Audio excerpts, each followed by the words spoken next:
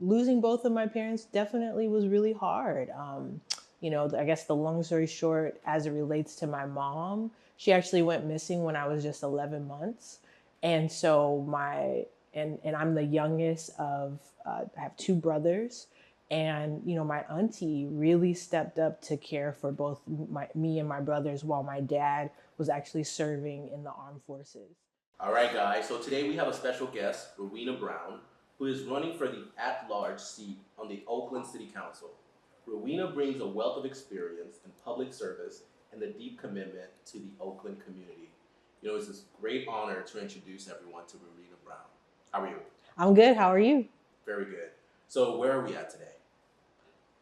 The location? Yeah, we are downtown. We're in downtown Oakland. Downtown Yeah. Oakland, 11th and Webster. Tell me a little bit about that. What significance does this area give to you?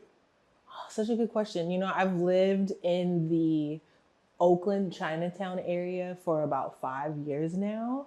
And it's really home to me. And to be perfectly honest, I actually ended up doing a study abroad in Beijing. And so much of the culture and just being able to walk the streets here in the Chinatown community reminds me of that experience. And so it's a different type of home, to be quite honest. And then, one of the things that's really important to me is overall walkability of the community that you live. And so when I was looking for a place to live, I was focused on downtown. I'm able to walk to work. I can walk to public transit. And to be perfectly honest, I think the only time I really use my car is if I have an event that I actually have to drive to. Because most of the time, you could probably catch me walking. I love it. Yeah. And you do a lot of events. You go to a lot of different events. What do you mainly focus on in those events? Wow. I mean, it's about community and relationship building. And so, I think sometimes people will say, "Oh, wow, you're just really out in the community." And I think my dad really taught me the importance of that. Just growing up, our weekends or even our evenings, it was like, come on, get inside the car. We're heading out to go, such and such at the senior center, or we are going to do a creek cleanup on the weekends. And so I think my upbringing really helped inform who I am today. And so, yes, I may attend a lot of events in the community, but I just think of it like every day, and it's an opportunity to connect with various communities across the city of Oakland. Love that. You mentioned your father. I kind of want to get a little bit heavy as we kind of move forward. I'd love to start with your personal journey. You mentioned that you lost both of your family members before finishing high school. How has that shaped your perspective and drive in your career? Yeah. Well, thank you for asking.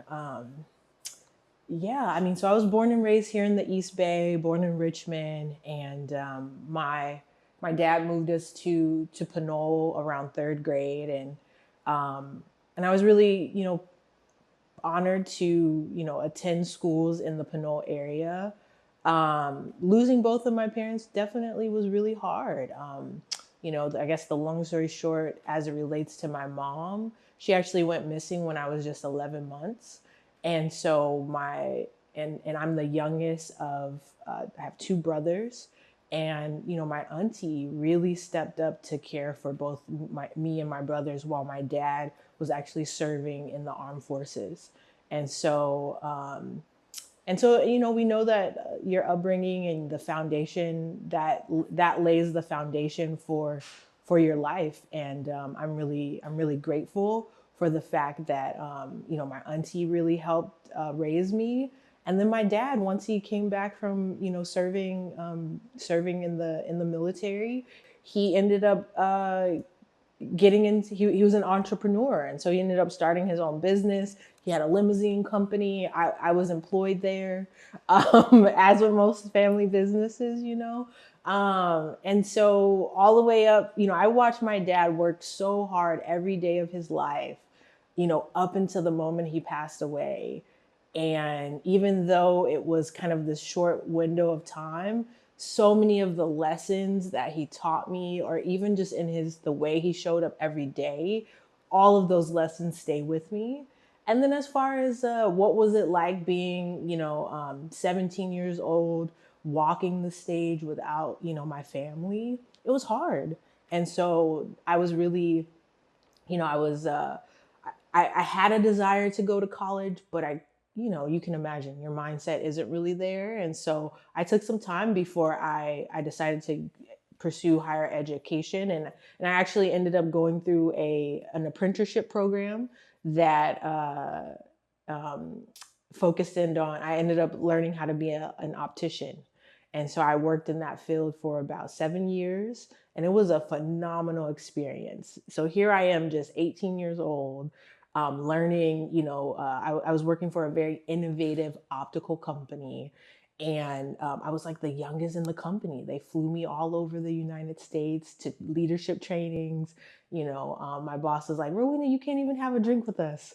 But it was a really good experience because it taught my mind how to really like work with numbers, how to learn like staffing. And I actually ended up being a trainer for the West Coast on optical technologies, having my own store by the age of 20. And then when I would leave that company, I was working at one of the highest volume locations in the region.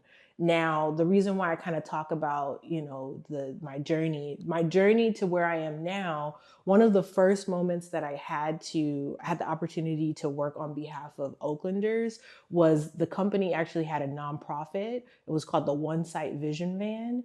And this was a service that would travel to Oakland Unified School District and San Francisco school districts, providing eye exam and glasses to K through 12 students. I was the captain for that particular program for about 4 years, all volunteer based. And so that allowed me to really connect, one of my first opportunities to really connect with the Oakland community.